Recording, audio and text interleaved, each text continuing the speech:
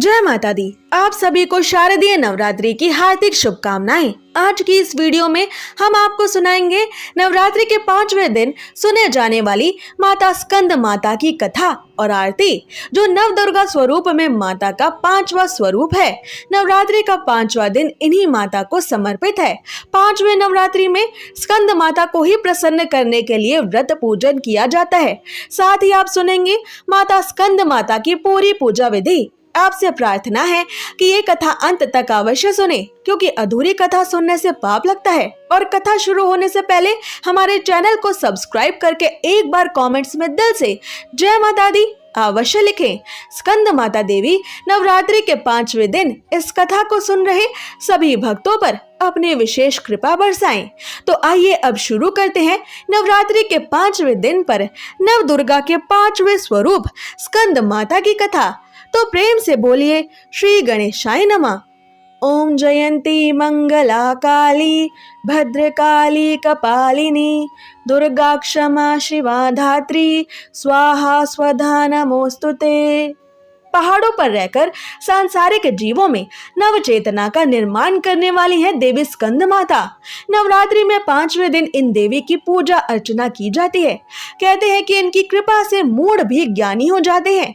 स्कंद कुमार कार्तिकेय की माता होने के कारण इन्हें स्कंद माता नाम से जाना जाता है। इनके विग्रह में भगवान स्कंद बाल रूप में इनकी गोद में विराजित हैं। इन देवी की 4 भुजाएं हैं। ये दाईं तरफ की ओर ऊपर वाली भुजा से स्कंद को गोद में पकड़े हुए हैं और नीचे वाली भुजा से कमल का पुष्प पकड़ा है। बाईं तरफ ऊपर वाली भुजा में वर मुद्रा है और नीचे वाली भुजा में कमल पुष्प है। इनका वर्ण एकदम शुभ्र यानी गोरा है। ये कमल के आसन पर विराजमान रहती हैं, इसलिए इन्हें पद्मासना भी कहा जाता है। इनका वाहन सिंह है। श्री स्कंद माता की उपासना से भक्त की सारी इच्छाएं पूरी हो जाती हैं। भक्त को मोक्ष भी मिल जाता है। सूर्य मंडल की अधिष्ठात्री देवी होने के कारण इनका उपासक अलौकिक तेज और कांतिमय हो जाता है।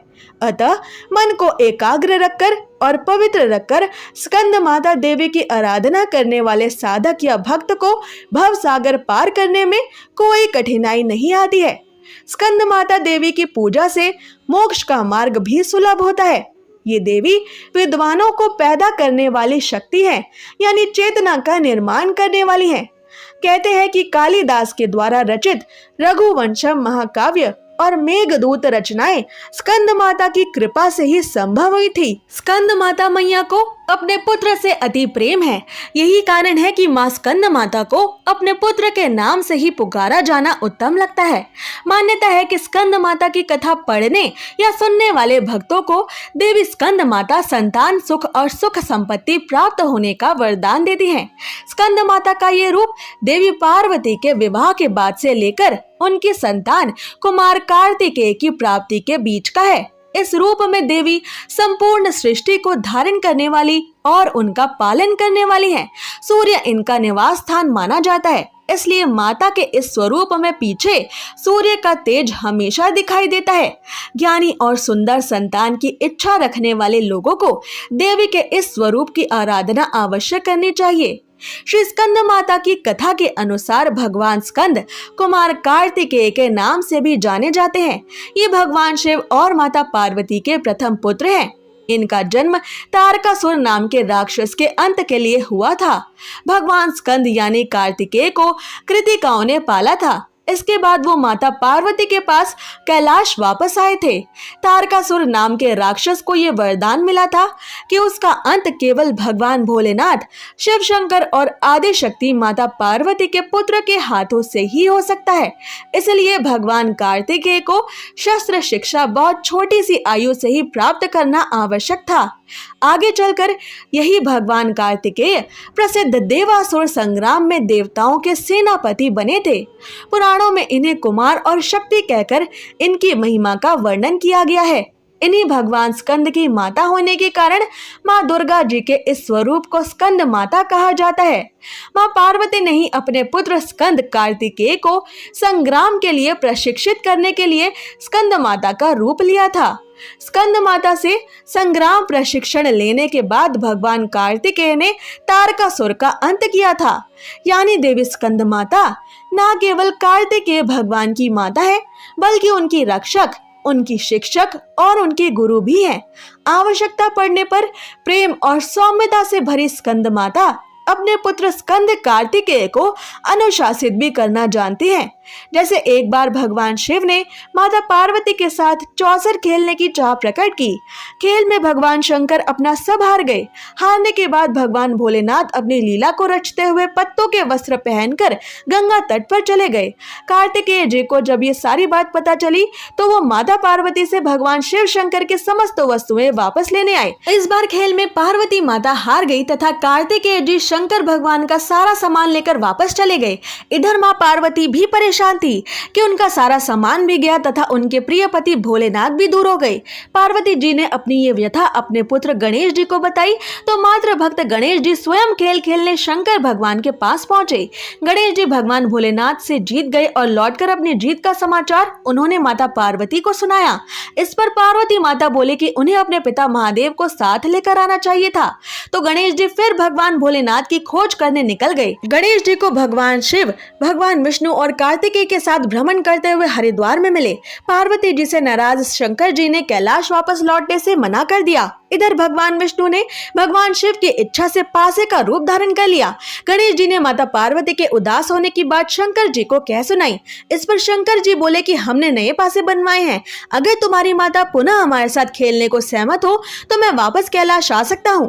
गणेश जी के आश्वासन पर शंकर जी वापस पार्वती माँ के पास पहुंचे तथा उनसे खेलने को कहा। इस पर पार्वती जी हंसकर बोली, अभी क्या चीज है आपके पास जिससे खेल खेला जाए।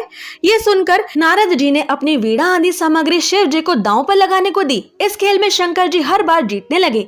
एक दो पासे फेंकने के बाद गणेश जी समझ गए कि उन्होंने भगवान विष्णु को पासे के रूप धारण करवाया है। गणेश जी ने ये बात माता पार्वती को बता दी, जिससे माता पार्वती को क्रोध आ गया। उन्होंने शंकर जी को श्राप दिया कि वो गंगा की धारा का बोझ सहेंगे। नारद जी को माँ पार्वती का श्राप मिला कि वो कहीं भी एक स्थान पर नहीं टिक सकेंगे। विष्णु जी को श्राप दिया गया कि त्रेता युग में रावण उनका शत्रु होगा। फिर अपने पुत्र कार्तिकेय को भी माता पार्वती ने हमेशा बाल्य अवस्था में रहने का श्राप दिया। इस कारण माता पार्वती के स्कंद माता रूप में भी भगवान कार्तिकेय यानी स्कंद बालक रूप में ही दिखाई देते हैं। आइए अब जानते हैं स्कंद माता की पूरी पूजा विधि। स्कंद माता को पूजा में पीले या सुनहरे रंग के वस्त्र पहनाना शुभ है। माँ का श्रृंगार पीले फूलों से करें और माँ को सुनहरे रंग के वस्त्र अर्पित करें। पीले फल चढ़ाएं। पीला रंग सुख शांति का प्रतीक होता है और इस रूप में माँ हमें दर्शन देकर हमारे मन को शांति प्रदान करती है। माँ स्कंद माता की पूजा के लिए पूजा के स्थान को गंगा जल से शुद्ध करें।